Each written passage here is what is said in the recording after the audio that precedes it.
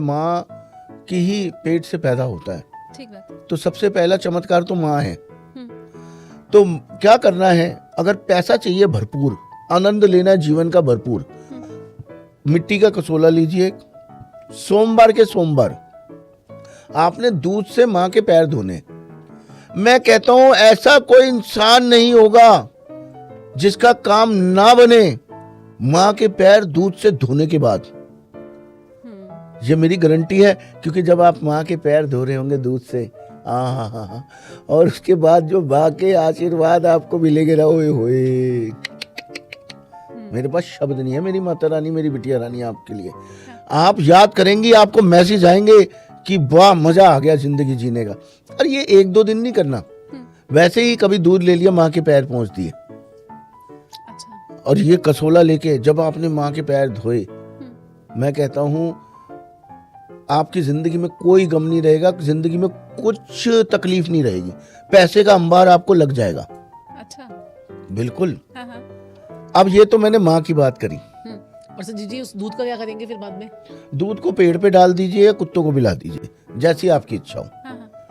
ये घर जिसके अच्छे नहीं है, अगर वो एक्टिवेट करेगा इसे आपके बताए जरिए से, तो क्या फिर जो लाभ होगा वो उतना ही होगा जिसका एक्टिवेट है? 101 नहीं, 100, मेरी गारंटी है। हाँ। हमारी माँ लक्ष्मी कौन है? हमारी बीवी।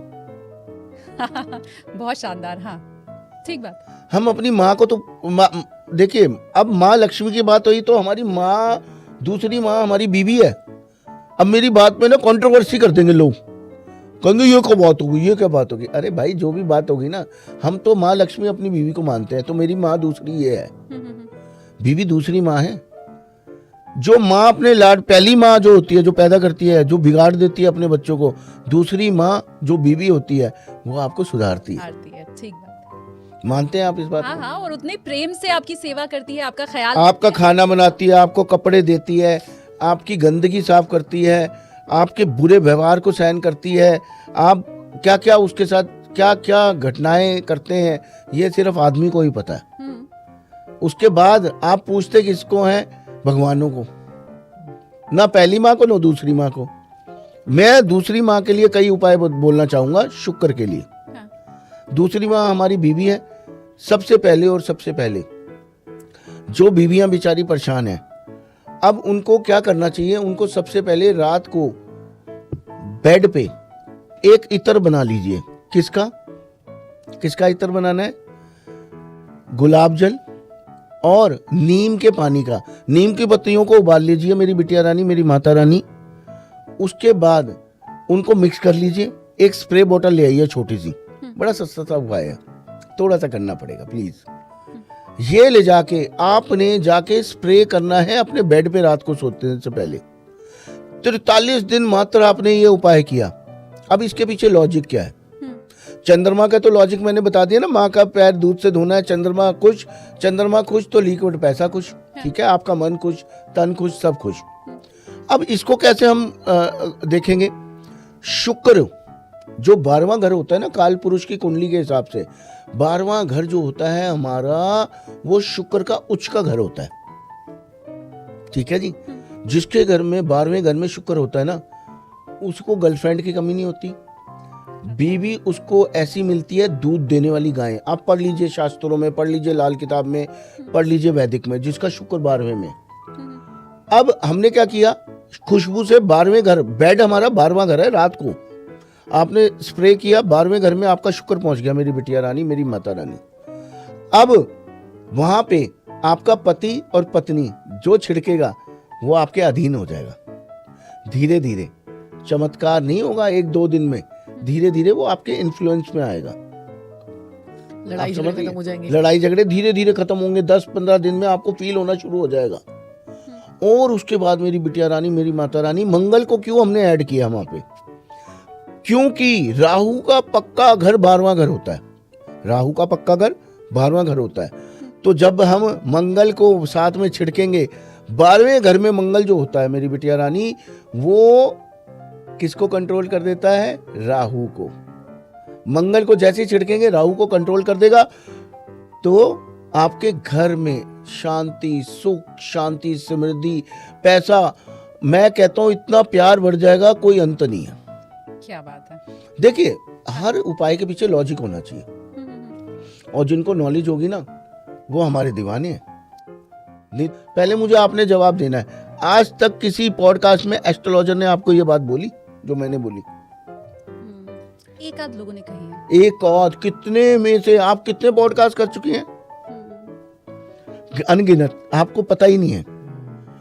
यही मैं कहना चाहता हूँ। बताइए। मैंने कृष्णा को भी ये बात बताई थी लाफ्टर शेफ में। अच्छा। लाफ्टर शेफ में हम गए थे जब, तो हमने, भारती भी हमसे बहुत जुड़ी हुई हैं और हमसे उनके हस्बैंड भी बहुत जुड़े हुए हैं। कभी आप उनके पॉडकास्ट देखिएगा तो उनके जो हस्बैंड है वो कहते हैं मैं आपके ही उपाय करता हूँ, किसी के नहीं करता। अच्छा। जब भी हम वहाँ पे पॉडकास्ट देते हैं जाके, भारती को और मेरे उनके हस्बैंड का नाम भूल जाता हूँ बार बार, क्या, हर्ष, हाँ, हर्ष जी से, भारती जी और हर्ष जी से हम मिलते हैं। तो हर्ष जी और भारती जी मुझे ही पत्रिका दिखाती हैं, इतने सारे एस्ट्रोलॉजर आते हैं उनके बाद।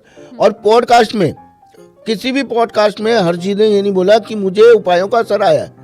आप देखना हमारे पॉडकास्ट में हर्ष जी ने आखिरी में बोला है कि मैं इनके उपाय करता हूँ। ये हमें वो पत्रिका दिखाते हैं पॉडकास्ट के बाद, सिर्फ हम ही हैं एक ऐसे पापी जिनको दिखाया जाती है पत्रिका, और आखिरी में हर कोई बोलता है कि मजा आया। और उन्होंने पत्रिका दिखाई, और उन्होंने अगले पॉडकास्ट में जब हम गए तो उन्होंने बोला कि आपने मुझे प्रोग्राम के बाद आपने उपाय बताया था और मैंने सारे उपाय करे। तो उन्होंने ना एक और प्रोग्राम शुरू किया है जिसमें गेम्स शो है। अच्छा। बहुत बड़ा शो बनाया उन्होंने, और वो उसमें बड़ा मजा आया। और लाफ्टर शेफ में मैंने कृष्णा जी को बोला वाइफ के पैर छूने, तो आप कभी लाफ्टर शेफ देखना, उसमें कृष्णा जी भी और मैं भी पैर छू रहे हैं। अच्छा, आपने मैम के पैर छुए। तो मैंने कहा वाइफ के पैर छू भाई। अब मेरा इसके पीछे क्या लॉजिक है?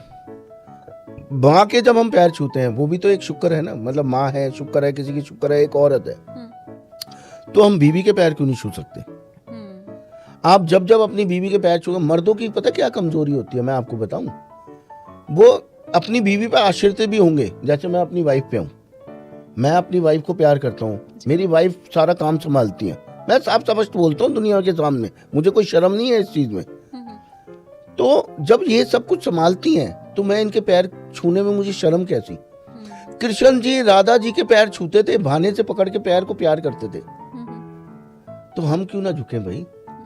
मुझे लगता है ये अगर बहुत शुरू से ही परंपरा रही होती तो आज देश कहीं और होता, क्योंकि पति तो परमेश्वर आज से नहीं सर जमाने से है, लेकिन पत्नी को देवी का दर्जा या माँ का दर्जा मैं दिलवाऊंगा ना, मैं दिलवाऊंगा, मुझसे प्यार करने वाले ये करेंगे। और मैं चाहती हूँ कि आप प्लीज हाजिरी भी लगाइए, जैसे अभी संजीव सर कह भी रहे हैं कि उनके चाहने वाले जो हैं दीवाने हैं उनके, तो प्लीज आप कमेंट सेक्शन में अपनी अटेंडेंस फिर लगा दीजिए और अपना जो प्यार है वो लुटा दीजिए। कोई सवाल भी अगर आपके मन में, और एक और चीज मैं बताता हूँ, मेरी इस बात का ट्रोल, मुझे बड़ा दुख होता है कि कई लेडीज एस्ट्रोलॉजर ने बड़ा बुरा बोला मुझे इस बात पे कि पति कैसे पैर छुएगा, फलान है ढिमकान है। अरे भाई, आप औरत ही औरत के दुश्मन है। ठीक बात। आप क्या बोल रही हैं?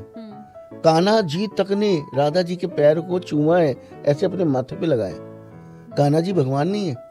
पर सर मुझे लगता है जब आप आगे बढ़ते हैं ना तो पीछे से ट्रोल करने वाले बहुत से लोग होते हैं। आपके आगे बढ़ने की निशानी ही यही है कि मैं कोई तो बात आपके आज पीछे आपने दूर बैठा रखा है, नहीं तो मैं 2-3 बार ही छू चुका होता। हम आपकी भावनाएं समझ रहे हैं सर, मैम भले दूर बैठी हुई हैं, पर वो आपका जो प्रेम है, स्नेह है साक्षी मैम के लिए, वो मुझे लग रहा है दिखाई भी दे रहा है और मेरे व्यूवर्स भी कैमरे पे देख पा रहे होंगे। मैं एक चीज यहाँ पे और समझना चाहती हूँ, क्योंकि जो उपाय आपने बताया उसमें आपने 43 दिन का जिक्र किया, 43 डेज। हाँ, तो जो उपाय है उनका साइंटिफिक रीजन तो आपने बता दिया। अब ये 43 डेज के पीछे क्या लॉजिक है? 43 डेज में ना हमारा जो ऑरा होता है ना वो क्रिएट हो जाता है। जैसे सवा महीना होता है 43 डेज में। जैसे हम अगर ला किताब के ऊपर उपाय करते हैं तो अगर हम 43 डेज तक करते हैं तो वो हमें सिद्ध हो जाते हैं, वो हमारा ऑरा क्रिएट हो जाता है, एक अच्छी वाइब्रेशन जो है हमारे साथ में आ जाती है और हम बड़े पॉजिटिव हो जाते हैं। क्योंकि एक ही काम को हम करते रहेंगे तो ऑरा क्रिएट हो जाएगा ना। जैसे आप कोई मैनिफेस्टेशन होती है, आप बोलते रहते हो तो आपकी वो बातें पूरी होने लग जाती है। ऐसे ही हमारे उपायों का असर जो है वो दिखने लग जाता है।